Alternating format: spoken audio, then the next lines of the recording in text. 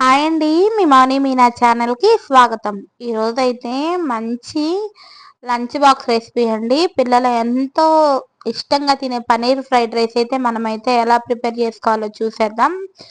ఇదైతే జస్ట్ అన్నీ మనకి కట్ చేసుకొని రెడీగా పెట్టుకుంటే ఒక్క 5 మినిట్స్‌లో అయితే మనం దీన్ని చేసుకోవచ్చండి. చాలా తక్కువ సాసెస్ అయితే దీంట్లో యూజ్ చేయొచ్చు. అసలు చాలా టేస్ట్‌గా అయితే ఉంటుంది. ఈ రెసిపీ గనక మీకు నచ్చినట్టయితే ఖచ్చితంగా నా ఛానల్‌ని అయితే సబ్స్క్రైబ్ చేసి, లైక్ చేసి, షేర్ చేయండి. అలాగే ఎలా చేయాలో రెసిపీ ప్రాసెస్‌లోకైతే వెళ్ళిపోదాం. ఒక బాండీలో ఆయిల్ వేసుకోవాలండి. ఆయిల్ తర్వాత పచ్చిమిర్చి, అలాగే మనం బీన్స్, అలాగే క్యాబేజ్ కట్ చేసి పెట్టుకున్న క్యాబేజ్, అలాగే క్యాబేజ్ తర్వాత మనం లైట్‌గా కొంచెమేనండి ఆనియన్స్ అయితే ఎక్కువ వేసుకోవాల్సిన అవసరం లేదు. అలాగే ఆనియన్స్ వేసుకొని క్యారెట్ అలాగే క్యాప్సికమ్ కూడా కట్ చేసుకొని అయితే పెట్టుకుందాం. నేనైతే వెజ్జీస్ ఎక్కువ వేసుకున్నానండి. మీకు అక్కర్లేదు అని అనుకుంటే కొంచెం తగ్గించి అయితే వేసుకోవచ్చు. ఎందుకంటే పిల్లలకి పెడుతున్నాం కదా, మనమైతే కొంచెం హెల్తీ వేలో పెట్టాలని చెప్పేసి నేనైతే కొంచెం వెజ్జీస్ అయితే ఎక్కువ వేసుకున్నాను. ఇక దీంట్లోనే మనం కొద్దిగా సాల్ట్ అయితే వేసుకొని లైట్గా అయితే ఫ్రై చేసేసుకుందామండి.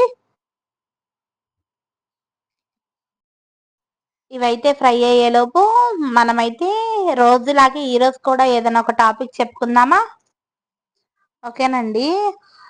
టాపిక్‌లోకి అయితే వెళ్ళిపోదాం. అవతల వాళ్ళ పరిస్థితి తెలియకుండా తన స్వార్థం కోసం, తన సంతోషాల కోసం ఎవ్వరిని ఎక్కువగా బాధ పెట్టకూడదండి.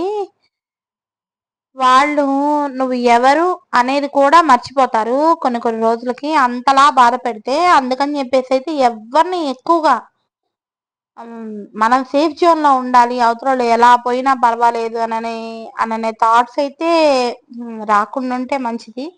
ఒకవేళ అలా వస్తే ఎంత మంచి బాండింగ్ అయినా సరే కట్ అయిపోతుందండి. ఇక వాళ్ళకి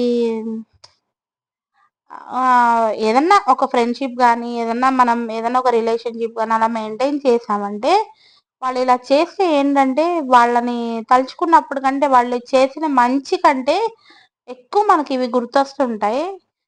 అందుకని చెప్పేసైతే మనం అలా అయితే చేయకుండా ఉందామండి. ఎవరి లైఫ్‌ని అంత తొందరగా అయితే స్పాయిల్ చేయకూడదు గదా! చూస్తున్నారు గదా! ఇక్కడ నేనైతే కొంచెం అంటే కొంచెం చిల్లీ సాస్ అయితే వేసుకున్నాను. తర్వాత వెనిగర్ ఏసుకున్నానండి. ఇకైతే ఇంకా ఈ వెజ్జీస్‌నైతే మళ్ళీ ఇట్లా రోస్ట్ చేసుకుంటున్నాను. ఇక ఈ వెజ్జీస్ అన్నీ రోస్ట్ అవ్వగానే మనం బాస్మతి రైస్ అయితే నేనైతే రెడీగా కొంచెమైతే కా ప్రిపేర్ చేసుకొని పెట్టుకున్నానండి. మీరు గనక బాస్మతి రైస్ అక్కర్లేదంటే నార్మల్ రైస్ కూడా చేసుకోవచ్చు. బావుంటుందనమాట. ఇక బాస్మతి రైస్ వేసేసుకొని దీంట్లోనే కొంచెం సాల్ట్, అలాగే మనం ముందుగా ఫ్రై చేసి పెట్టుకున్న పన్నీర్ ముక్కలు, అలాగే పెప్పర్ పౌడర్ అండి. బ్లాక్ పెప్పర్ పౌడర్ అనమాట. తర్వాత వైట్ పెప్పర్ పౌడర్ కూడా దీంట్లో నేను యూజ్ చేశాను. అది కూడా ఆప్షనల్ అండి. మీకు ఇష్టమైతే వేసుకోవచ్చు, లేకపోతే లేదనమాట.